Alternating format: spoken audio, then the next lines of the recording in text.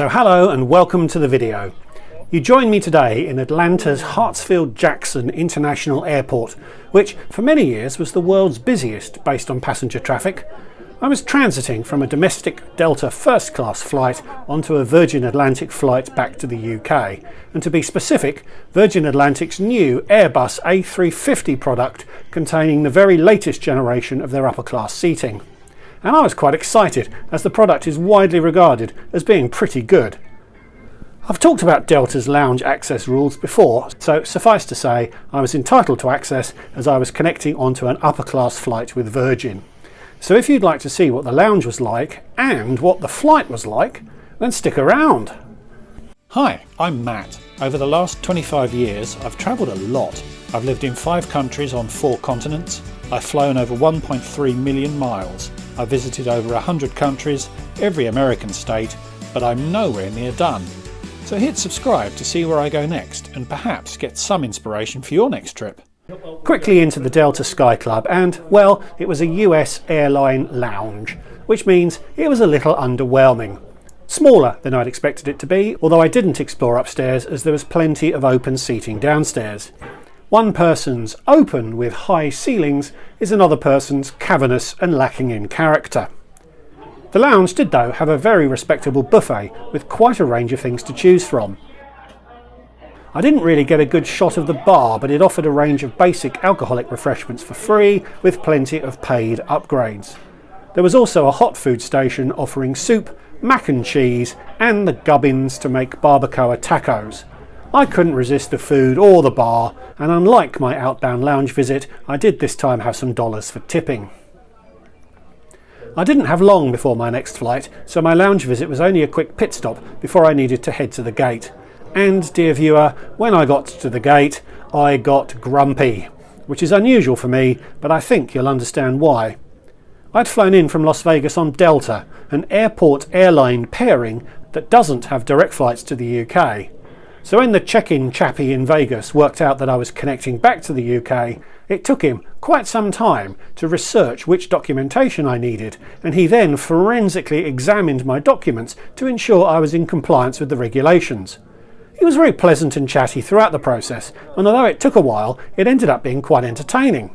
At the end of it, I got a boarding pass for the Virgin flight with the magic words, "Documents OK."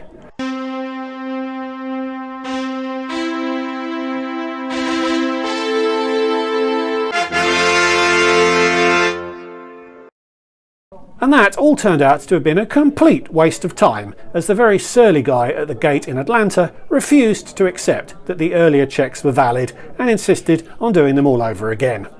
Now, he was only doing his job, and the exact same thing has happened to me in Zurich and Frankfurt, but it is incredibly frustrating that airlines and airports can't approach this in a joined-up manner. The result is that the customer, the person who's actually paying for everything, ends up being inconvenienced and irritated. Rant over, as I hope the you-know-what will also be soon. So onto the plane, and the next several minutes of footage is brought to you by the colour pink. Or purple, or a mixture, which Google tells me is magenta. As with Alaska's mood lighting, it's not quite so annoying in person. Anyway, first impressions were good. A much more sympathetic seating layout than you find on Virgin's 787s, although it looked a bit shiny and plasticky. I was in seat 4K. So the seat. A decent sized screen in front of you, although it is secured at an angle so isn't gate to gate, which is a little annoying. They've invested in cameras so you can watch the takeoff, but you can't actually see the screen during the phases of the flight when the cameras deliver the most interesting views. In fact, you can more comfortably watch your neighbour's screen than your own when it is in the locked position. A foot cubby, which I'll look at in more detail later, a small storage area, more of that later too, seat controls, a menu, a can of water and the amenity kit. Disappointingly, this shelf was about all of the personal storage space the seat offered, and there was a reading light.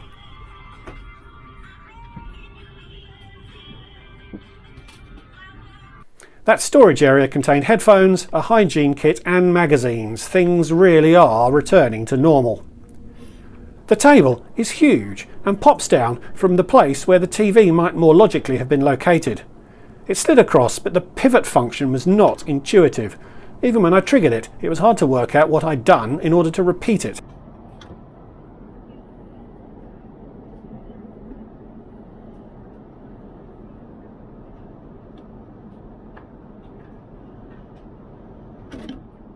And because of its location, it was very difficult, perhaps impossible, to exit the seat whilst the table was down. If I'm starting to sound a little negative, let me focus on one crucial thing which contrasts sharply to their 787 configuration. Windows you can see out of. Fantastic! And you can control your own window shades, which isn't always possible on the Dreamliner. Now, as I was investigating the seat, as you do, this bit came off. Looking at it, it had been fixed with 3 bits of Velcro, which doesn't seem to be an adequate fix if you ask me. I mentioned it to the cabin services manager, who happened to be passing, and he offered to get an engineer to fix it, but it might have delayed us more. And as it wasn't a huge deal, he just dumped the broken bit in the overhead bin and promised to report it. A little later I found another defect that actually produced a fairly sharp edge, and my side armrest would not lift either. It did eventually, after deploying some old-fashioned brute force. The plane was only a couple of years old, so for the seat to already have 3 defects, and for Virgin to have not noticed and fixed them, is a concern. Although the Velcro suggested that they had tried to fix things, just not in a way that would actually solve the problem. Now the amenity kit. It's been re-engineered to be a little more environmentally friendly than others, which is to be applauded. I like airline socks, although for them to be branded explicitly as diabetic socks was a little odd. And a separate sleep suit, not pyjamas. Quite high quality, although I didn't use them, and as I'm writing this script, I can't really remember why I didn't. The 3-point seatbelt was required for takeoff and landing. I'm not sure why some seats on some planes require 3-point belts when others don't, but I'm sure there's a logical explanation. Relatively simple to disconnect the shoulder bit for the rest of the flight, even easier when you're not holding a camera with one hand. So after finding the 3 seat defects, the oddly designed screen and table and the lack of storage, I was starting to get the feeling that perhaps this wasn't going to be the game-changing upper-class experience I was expecting. Then I found the privacy door, which really is little more than a gimmick. I suppose it helps a little, but it doesn't really deliver what you expect it to. And then the service started, and I'm afraid to say that also disappointed. A pre-departure beverage was offered. I had champagne, as is customary. The glasses were cleared up without top-ups being offered, which I thought was fine, as we were already past our departure time, so must be about ready to go. But a late arriving passenger was offered a first glass after mine had been cleared, so we weren't ready to go just yet at all. I tried to get another glass as the bottles were obviously still open, but the crew just disappeared. After the seat fixture discussion, I didn't want to make myself seem like an even more difficult customer by dinging the bell. So we took off about a half-hour late. The A350 is a very pleasant aircraft to fly in. As we took off around 10:30 p.m, the crew tried to get through the service quickly to allow us to sleep, but not so quickly that they turned the lights off midway through the meal. Are you watching, BA? First was a drinks round, G&T for me. I then chose the crab rillette as a starter. A miracle of miracles, the meal wasn't served all on one tray. Some wine too. Although the starter was served with some random cream crackers. I chose the salmon main course, which was a little odd. I'm not sure that the chunks of dry cauliflower and the uncooked tomatoes really worked. I don't know whether the crew had picked me as a cheese eater and had anticipated that with the early delivery of the crackers, but it all worked out in the end. After dinner I went for an explore. The loft area on the A350 is somewhere you can go and sit, which is great if you're travelling with someone, as it is tricky to converse with other passengers even if you select the middle pair of seats. But the area was a bit bland and there wasn't a physical bar. There was an area where stuff could be laid out, but there was no real focal point. Once again, a good idea that seems to have been let down by the design decisions taken. Although by not having a bar, that probably allowed Virgin to add a revenue-earning seat or two.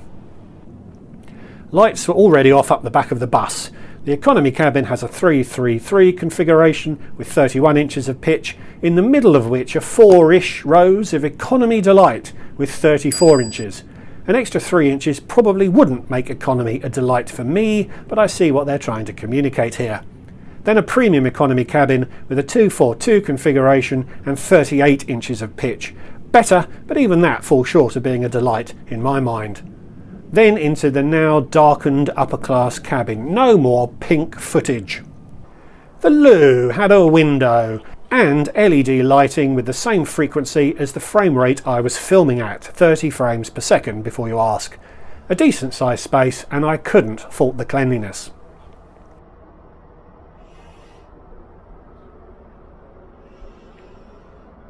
You make up your own bed on the A350, which is fine, particularly as the seat converts in the conventional way and that it's a smooth transition from seat to bed, which you can execute whilst seated. The bedding kit includes a mattress topper, a big pillow and duvet. Not a heavy duvet, but you don't really need a heavy one as the cabin remains fairly warm. And it was good. Long enough for someone 6 foot 4 inches tall, and although your feet are constrained in their cubby, I didn't find that it interfered with my sleep. I got some decent shut-eye, but as with all flights from the East Coast, there's never enough time for a proper sleep if you choose to eat on the plane. Morning broke. I still think the table and screen would be better if they were swapped. I actually skipped breakfast to try and get as much sleep as possible, although when the lights come on and the crew start to serve others around you, you get woken up anyway. So I took the opportunity to film the bed a little more. From a prone position, the privacy is actually pretty good. You can't see any of your neighbours, although the walls are of a height that anyone walking past can see in. That didn't bother me, but the head of the bed might feel a little claustrophobic with the lights on. In the cold light of dawn, the seating looked less pink and shiny, but it still looked a bit plasticky. We routed in over the City of London on a very clear London morning and into Heathrow to land. So the crew. I've not talked much about them, mainly because I didn't see much of them. They were, well, I think the word is underwhelming, which was disappointing and was in sharp contrast to the crew I'd enjoyed on the outbound flight. This crew was reactive rather than proactive. I don't think they offered anything over and above the base level of service at any point in the flight, the pre-departure beverage being the prime example. A few years back I had a long commute each day and I read a number of books about aviation, including a few tell-all books about flight crews and their shenanigans. Virgin crews are quite notorious for enjoying a good time down route, and although I have no evidence that that was the case with this crew, it just felt like they'd all had such a good time on their layover in Atlanta that operating the flight back was a right chore and inconvenience. To be fair, if they'd stayed on UK time, this flight duty started at 3 AM for them, and it's really tough for anyone to be able to operate with the same perkiness at that time of day when their previous shift may have started at 9 AM. But the service was flat and listless and didn't convey the brand experience I expected when travelling on a Virgin plane. So let me wrap up the experience while I still have some landing footage to cover, although please know there is some more good stuff after this bit. Overall, it was a disappointing experience. The ground experience was okay, but was soured by the stupidity of the repeated document checks. The hard product is good, but it wasn't as great as I'd hoped. Some odd design choices limit the seat's potential for excellence, and my seat was already falling to bits after only a couple of years of service. And the crew was bland and disengaged. Nothing was bad enough for me to feel I need to make a formal complaint, but nothing was good enough that I feel I need to fly Virgin above all others from here on in. Allocating the cost of the ticket to the miles flown meant that this flight cost me £516, which is great value for a product of that quality, even with the shortcomings I've mentioned. If I'd paid full whack for the ticket, I'd be really grumpy.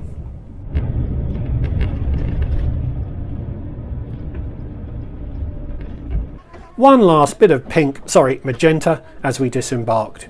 Quite a hike to passport control, but when we got there, as had been the case every time I've re-entered the UK in recent months, there was no queue.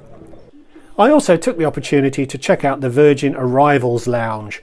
A little tricky to find, as it's a little camouflaged by the walkway to the car park. but a pleasant space that offered showers and a good breakfast. If you want to try and sleep through the breakfast service on the plane, having breakfast here is a real option for an upper class passenger. So thanks for watching. I will do a video which explicitly contrasts the 787 and the 350 seats and the onboard upper class experience as a whole, so look out for that. But for now, please subscribe if you're new. Please also like this video and leave me a comment. Am I being too tough again? And I've recently set up a Patreon account, so check that out as well if you'd like to support what I do here more directly. And as the underground was suspended when I got there, I'll leave you on the train platform as I made my weary way home. Goodbye.